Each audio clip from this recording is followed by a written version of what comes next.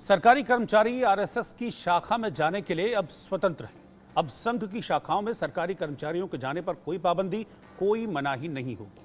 RSS की गतिविधियों में सरकारी कर्मचारियों के भाग लेने पर लगे 58 साल पुराने प्रतिबंध को हटा लिया गया है। यानी कि अब सरकारी कर्मचारी भी आरएसएस की गतिविधियों में शामिल हो पाएंगे अगर वो चाहते हैं तो। 30 नवंबर 1966 को केंद्र सरकार ने सरकारी कर्मचारियों के आरएसएस की गतिविधियों में शामिल होने पर बैन लगा दिया था। मोदी सरकार ने इंदिरा गांधी के शासन के दौरान लगाए गए प्रतिबंध को 9 जुलाई को एक आदेश से हटा दिया। कार्मिक मंत्रालय का आदेश का स्क्रीनशॉट भी अब काफी वायरल हो रहा है और उसमें लिखा हुआ है कि 58 साल पहले 1966 में जारी असंवैधानिक आदेश, जिसमें सरकारी कर्मचारियों के आरएसएस की गतिविधियों में भाग लेने पर प्रतिबंध लगाया गया था, उसे वापस ले लिया गया है। आपको बता दें कि कई राज्य सरकारें सरकारी कर्मचारियों के आरएसएस से जुड़े होने पर प्रतिबंध को पहले ही हटा चुकी हैं और अब यह फैसला आया है जिसका राष्ट्रीय स्वयंसेवक संघ यानी कि आरएसएस ने स्वागत किया है। लेकिन केंद्र सरकार के इस फैसले का कांग्रेस पुरजोर विरोध कर रही है। कांग्रेस ने केंद्र सरकार की ओर से जारी इस फैसले की, इस आदेश की तीखी आलोचना की है। सवाल यह है कि क्या हाल ही में संघ और बीजेपी के बीच जो तल्खी देखने को मिली थी उसे दूर करने के लिए उठाया गया एक कदम है। 10 साल से मोदी सरकार है सत्ता में, तब आखिरकार ये फैसला क्यों नहीं लिया गया? विपक्ष की ओर से भी इस बात को लेकर तमाम सवाल खड़े किए जा रहे हैं। हालांकि इस फैसले के बाद आरएसएस भी खुश है और सरकारी कर्मचारियों पर जो 58 साल का बैन था पिछले 58 साल से कि वो संघ के कार्यक्रमों में, संघ की शाखाओं में शामिल नहीं हो सकते हैं, वो बैन अब पूरी तरीके से हटा लिया गया है।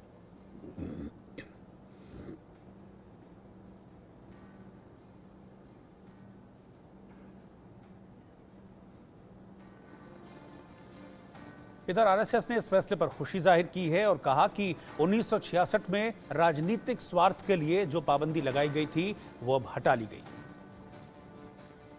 परंतु अपने राजनीतिक स्वार्थों के चलते तत्कालीन सरकार द्वारा शासकीय कर्मचारियों को संघ जैसे रचनात्मक कार्य करने वाले संगठन के गतिविधियों में भाग लेने के लिए पाबंदी लगाई गई थी। शासन ने, वर्तमान के शासन ने आज उस पाबंदी को जो हटाया है, ये निर्णय समुचित है और भारत की लोकतांत्रिक व्यवस्था को ये निर्णय पुष्ट करेगा। और इधर आरएसएस के कार्यक्रमों में सरकारी कर्मचारियों पर लगे बैन को हटाने का कांग्रेस पुरजोर विरोध कर रही है। जयराम रमेश ने एक एक्स पोस्ट करते हुए लिखा है, फरवरी 1948 में गांधी जी की हत्या के बाद सरदार पटेल ने आरएसएस पर बैन लगा दिया था। इसके बाद अच्छे आचरण के आश्वासन पर प्रतिबंध को हटाया गया। इसके बाद भी आपको बता दें कि जो बैन था वो लगातार बना हुआ था। आरएसएस ने नागपुर में कभी तिरंगा नहीं फहराया। 1966 में आरएसएस की गतिविधियों में भाग लेने वाले सरकारी कर्मचारियों पर प्रतिबंध लगाया गया था। लेकिन इस बीच इस फैसले का बीजेपी नेता स्वागत कर रहे हैं। पीयूष गोयल ने क्या कहा वो आप देखिए। मुझे लगता है राष्ट्रीय स्वयंसेवक संघ और उसका हर स्वयंसेवक पूरी तरीके से, पूरे निष्ठा के साथ देश की चिंता करता है और ऐसे सामाजिक संस्थाओं के में कोई भी भाग ले उसका हम स्वागत करते हैं। आरएसएस पे पहले भी प्रतिबंध लगाया गया था और अब जो है इस तरह के ऑर्डर केंद्र सरकार की ओर से नहीं, मुझे नहीं लगता। आरएसएस हमारे देश का एक बहुत प्रतिष्ठित संघ है, अगर उसमें हिस्सा ले सकते हैं तो ले लीजिए। केंद्र सरकार कोई निर्णय लेके आई है तो सही उत्तर तो केंद्र सरकार ही दे सकती है, पर मुझे लगता है भारत विश्व का सबसे बड़ा लोकतांत्रिक राष्ट्र है तो कहीं आने जाने में किसी के लिए कोई प्रतिबंध नहीं है। लेकिन कांग्रेस और तमाम विपक्षी पार्टी ये कह रहे हैं, जयराम रमेश ने भी कहा कि अब लोग निक्कर में दिखेंगे। जयराम रमेश क्या कहते हैं, कांग्रेस क्या कहती है, विपक्ष क्या कहता है, इसका उत्तर देने के लिए साक्षी हमारा सक्षम नहीं है, लेकिन सरकार ने जो निर्णय लिया वो ठीक है। सब बातचीत करने के लिए बीजेपी सांसद मनोज तिवारी हैं। मनोज जी, केंद्र सरकार का एक ऑर्डर है कि आरएसएस की गतिविधियों में अब सरकारी कर्मचारी भाग ले सकते हैं, क्या कहेंगे?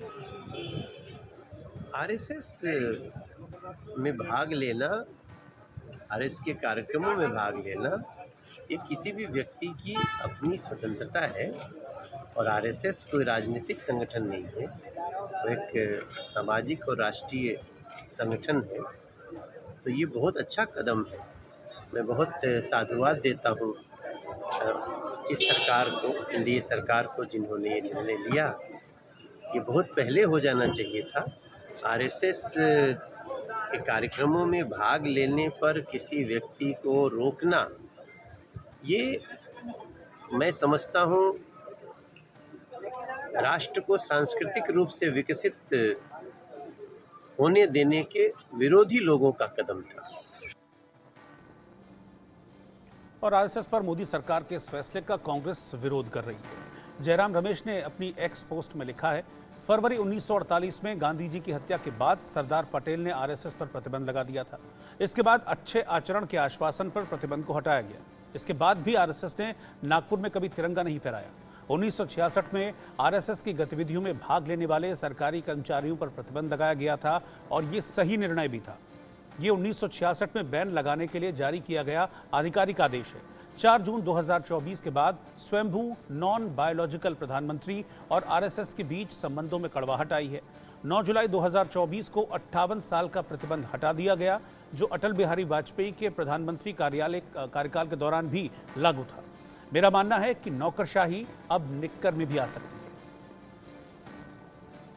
और अखिलेश यादव ने भी इस फैसले पर किस तरीके से प्रहार किया वो देखिए। कि राजनीति का दिया फड़फड़ा रहा है, इसलिए फैसला ले रहे हैं। इसीलिए फैसला चाहे इस बात का लिया जा रहा हो कि दुकानों में या और संस्थाओं में नाम लिखा जाए। मुझे उम्मीद है कि सुप्रीम कोर्ट जब इस बात पर चर्चा करेगा और संज्ञान में जब लिया है तो ऐसे कई कदम सरकार उठाएगी, क्योंकि जब सांप्रदायिक राजनीति खत्म होती है तो इसी तरीके से फड़फड़ाएंगे ये लोग। और उसी तरीके से आपने देखा होगा कितने दिनों लगा हुआ प्रतिबंध, उस पाबंदी को भी हटा दिया है। तो सांप्रदायिक राजनीति खत्म होने जा रही है। इसका दुख भारतीय जनता पार्टी को है। सरकारी कर्मचारियों के आरएसएस के कार्यक्रम में शामिल होने वाले फैसले पर बीएसपी प्रमुख मायावती ने भी हमला बोला। उन्होंने पोस्ट किया, आरएसएस एक राजनीतिक पार्टी है। आरएसएस और बीजेपी के बीच तलखी दूर हो, इसीलिए सरकार ने कर्मचारियों के शाखा में जाने पर लगा बैन हटा दिया है। सरकार ये फैसला वापस ले। इस ट्वीट के जरिए मायावती ने सरकार के इस फैसले पर हमला बोला है। असदुद्दीन ओवैसी, जो एआईएमआईएम के प्रमुख हैं, वो इस फैसले को गलत बता रहे हैं। देखिए। देखिए, आरएसएस पर महात्मा गांधी के कत्ल के बाद सरदार पटेल ने और नेहरू की हुकूमत ने उन पर बैन लगाया।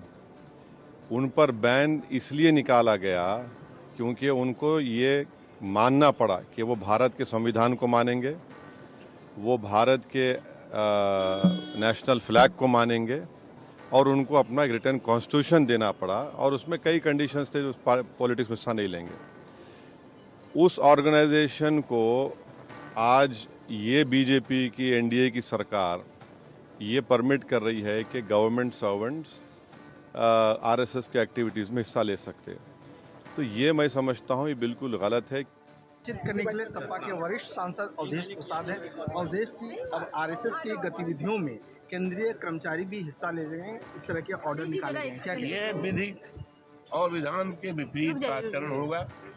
किसी कीमत पर इनको इस तरह का इजाजत नहीं देनी चाहिए। इसमें तो पहले पाबंदी भी लगी थी, हाँ पटेल जी, जल्दी करिए। चलिए हो। हमारे साथ बातचीत करने के टीएमसी के सीनियर सांसद स्वागत राय हैं। तो स्वागत जी, एक सरकारी ऑर्डर केंद्र सरकार का है कि अब सरकारी कर्मचारी आरएसएस के कार्यक्रम में भाग लेंगे। सरासर इसको खिलाफ आरएसएस को तो 2 बार बैन किया गया था। आरएसएस एज एन ऑर्गेनाइजेशन देश विरोधी है, कम्युनल है, ये परमिशन नहीं होना चाहिए। मेरठ के ऐतिहासिक नौचंदी मेले में अश्लीलता